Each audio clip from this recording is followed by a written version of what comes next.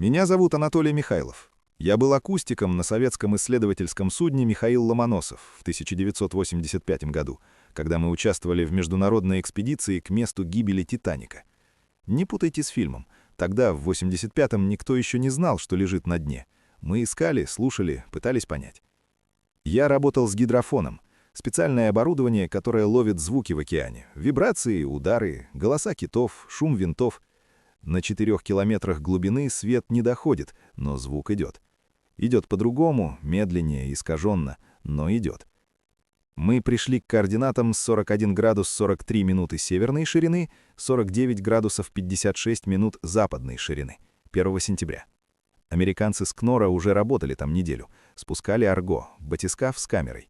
Мы должны были слушать, просто слушать. Акустический фон, возможные удары по корпусу, все, что могло помочь локализовать обломки. Первые 3 дня тишина.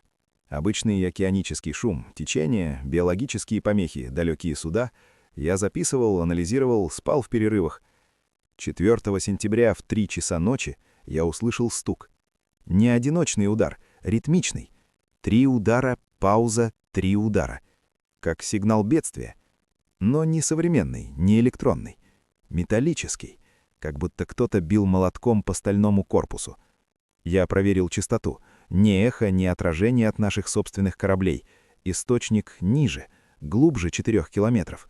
Там, где давление давит все живое, где нет света, где «Титаник» лежит в вечной темноте. Я разбудил капитана. Он послушал, покачал головой. Обломки, металл сжимается под давлением, трещит, физика. Но стук был слишком ритмичный, слишком осознанный, и он шел снизу, не с боков, где лежал бы корпус, а прямо под нами, под пустой водой. Я записал.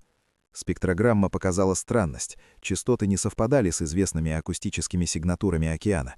Это было что-то новое или что-то старое, о чем забыли. Утром американцы подняли арго. Камера показала обломки, котел, уголь, куски корпуса, но не основной корабль, не рубку, не то, что искали. Вечером того дня стук повторился.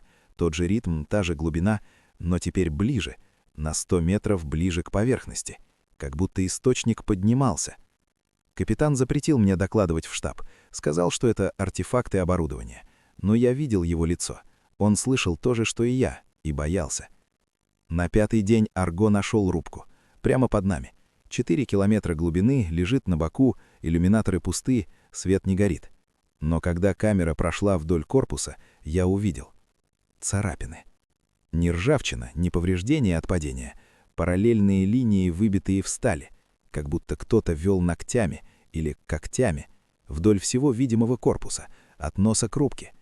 Я увеличил запись. Совместил время царапин со временем стука. Совпадение. Ровно тогда, когда камера показывала царапины, гидрофон ловил удары. 3 удара, пауза, 3 удара. Кто-то бил изнутри. Тогда, сейчас, всегда. Я не спал ту ночь. Сидел у гидрофона, ждал. В 3 часа стук не начался. Вместо него голос.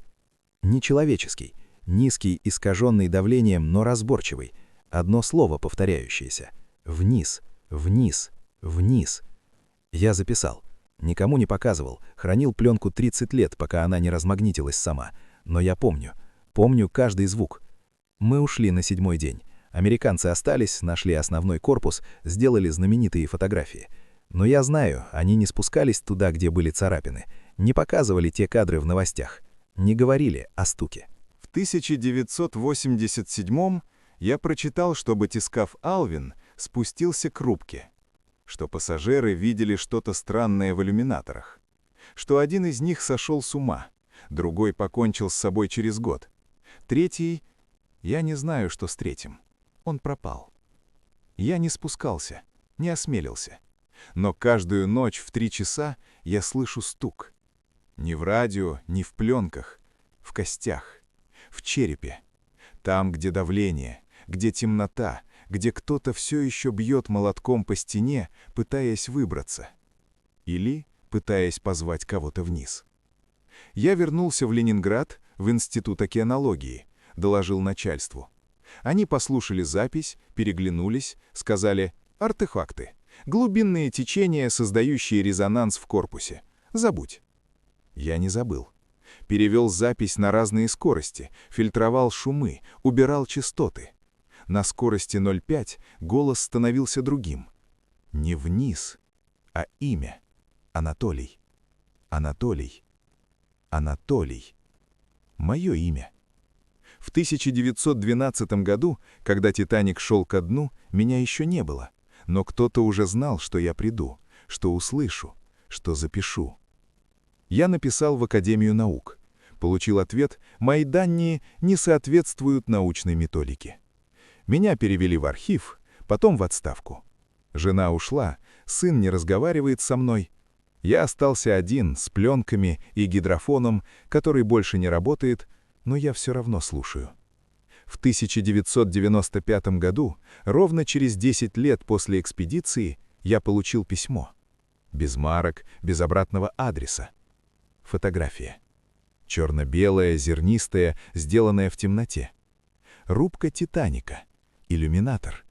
И за стеклом лицо. Нечеловеческое. Слишком длинное, слишком бледное, с глазами, которые отражали свет камеры, хотя света там не было. Рот приоткрыт, и я прочитал по губам: «Спускайся». Я не спускался, но начал видеть. Ночами в 3 часа, когда стук в костях усиливался, я видел их.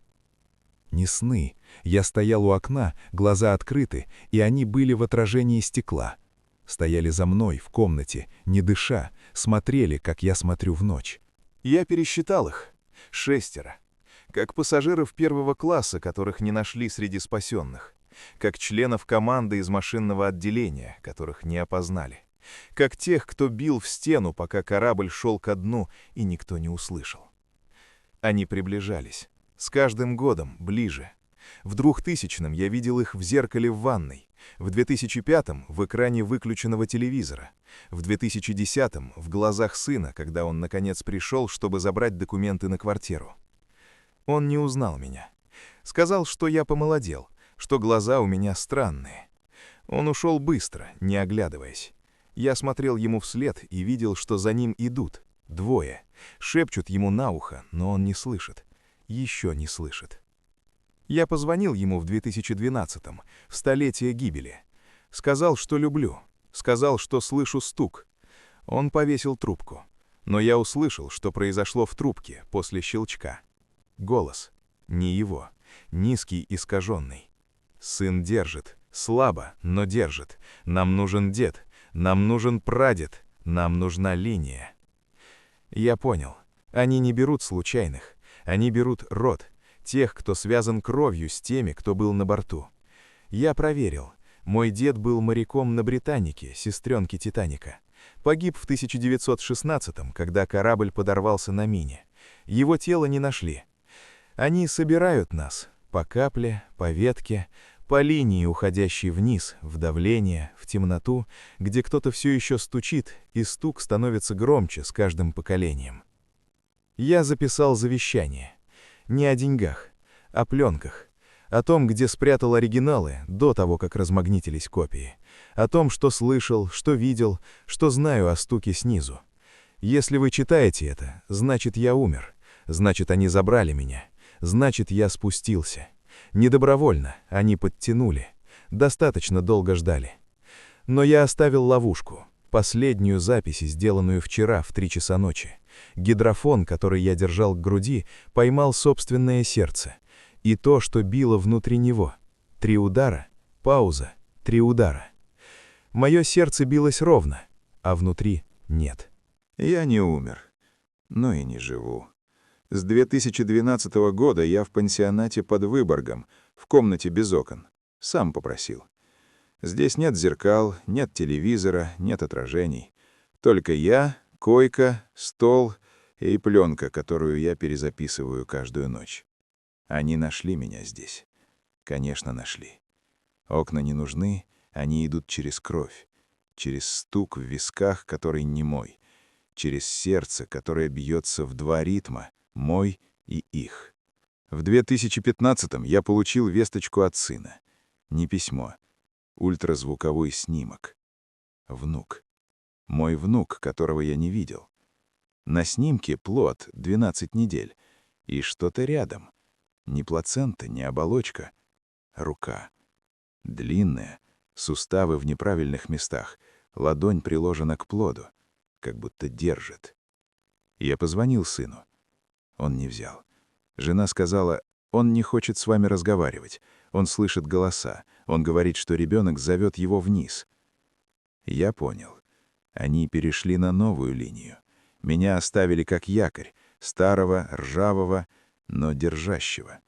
Через меня они тянут внука, через внука правнука.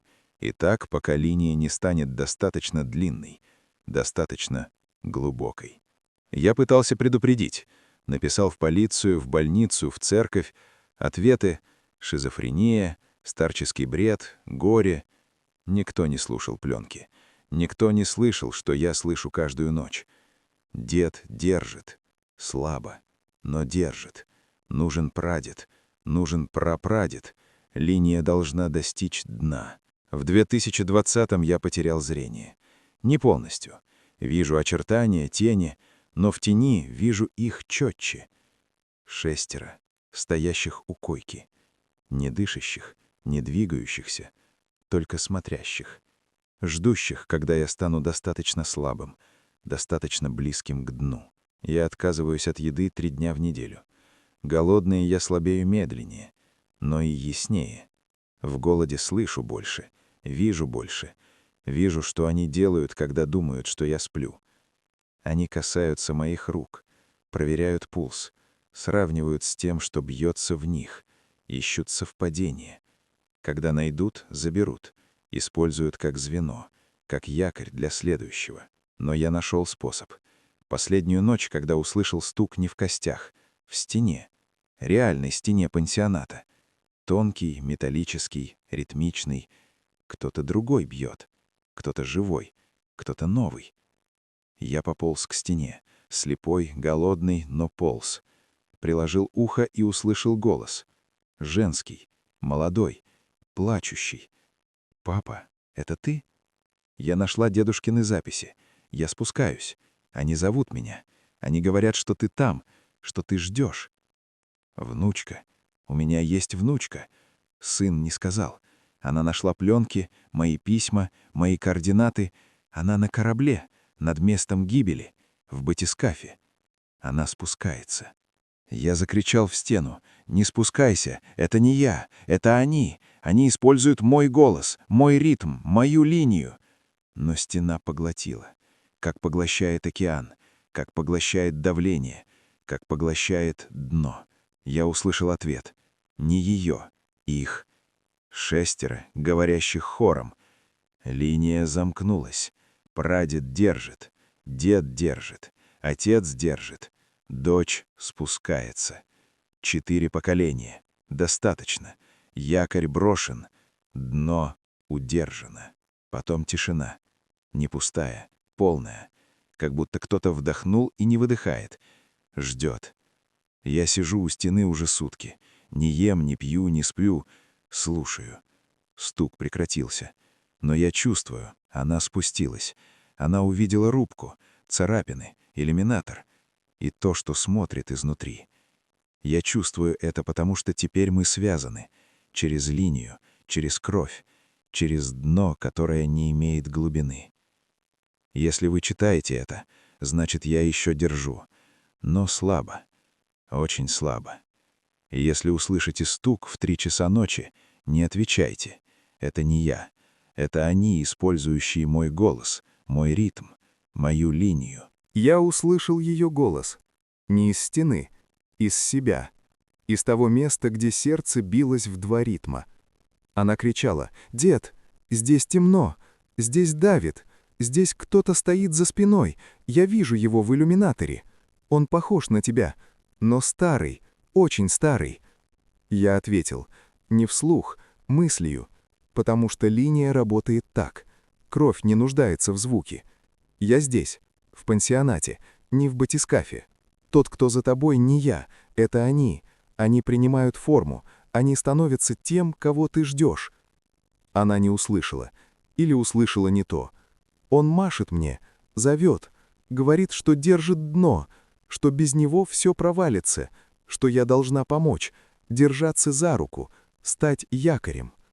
Я почувствовал, как она поднимает руку, как тянется, как касается не его, а чего-то другого, холодного, скользкого, с суставами в неправильных местах.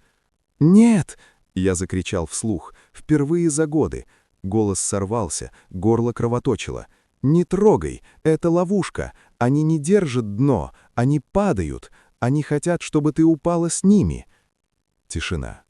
Потом ее голос, изменившийся, не плачущий, спокойный, монотонный, как тот, что читал цифры в 1985-м. Он показал: дно красивое, там нет давления, там нет темноты, там свет, там все, кто утонул, они стоят кругом, держатся за руки, ждут меня, ждут тебя. Я понял, она уже спустилась, не физически, линия работает быстрее тела, ее сознание уже там, внизу, в свете, который они показывают, а тело в батискафе, пустое, с открытыми глазами, с улыбкой на лице. Той самой улыбкой, ожидающей. Я почувствовал, как тянут меня. Не 6, много. Линия разрослась. Дед, отец, я, сын, внук, внучка. 6 звеньев. Достаточно для круга, достаточно для якоря. Но я сопротивлялся. Вспомнил, что забыл 30 лет. Голос на пленке замедленный. Не вниз, а вверх. Я перепутал полярность. Они не зовут вниз, они пытаются выбраться. Стук — не сигнал бедствия. Попытка пробить дно, пробить стену, выйти. Я закричал в линию. «Не вниз, вверх! Они там внизу, потому что упали. Они не держат, они висят. Ты должна тянуть их вверх, не спускаться». Она услышала, или что-то услышала, потому что ответ был не ее. Хор, 6, потом 12, потом больше. Нет, не вверх, вниз, все вниз. Дно бесконечно, падение бесконечно. Мы падаем вместе, ты падаешь с нами, все падают. Я почувствовал, как падаю. Не тело, сознание. Линия перевернулась. Я не якорь, удерживающий их. Они якорь, удерживающий меня. И тянут вниз, вниз, вниз. В пансионате прозвонил телефон. Медсестра подняла, крикнула: «Для вас, из Ашхабада. Корабль «Поиск 2024». Я пополз к телефону, слепой, слабый, но полз. Взял трубку, услышал голос капитана. «У нас батискаф на 4 километрах. Девушка внутри, не отвечает. Камера показывает, она улыбается, смотрит в пустоту, держится за руку, но рядом никого. Мы слышим стук из ее кабины. 3 удара, пауза, 3 удара. Вы знаете, что это?» Я знал. Это я. Мое сердце, бьющееся в ее груди. Моя линия, тянущая ее вниз. Мой якорь, который я не хотел бросать, но бросил. Я сказал: «Поднимайте. Немедленно. Не слушайте стук. Это не сигнал, это сердце. Мое сердце. Оно бьется в ней. Оно тянет ее ко мне, ко дну». Капитан замолчал. Потом: «Слишком поздно. Кабина отстыковалась. Она спускается сама. Мы не можем остановить».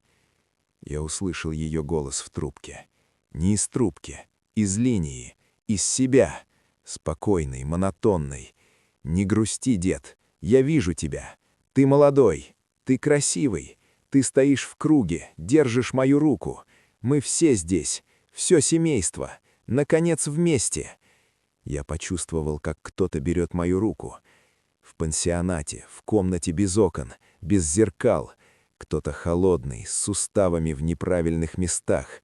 Кто-то, кто пахнет океаном, давлением, вечностью. Я не оглянулся. Знал, что увижу. Себя. Старого, очень старого, с улыбкой ожидания.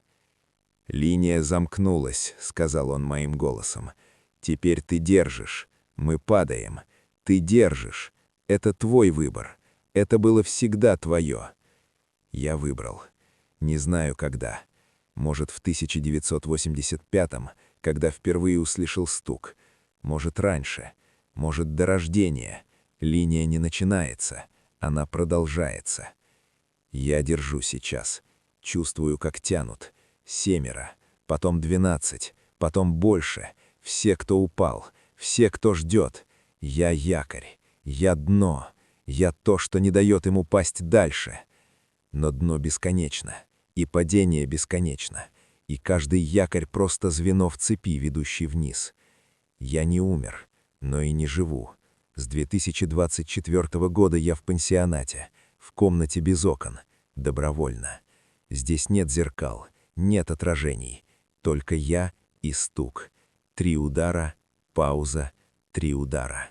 Мой собственный, но не из груди, из стены, из пола, из себя.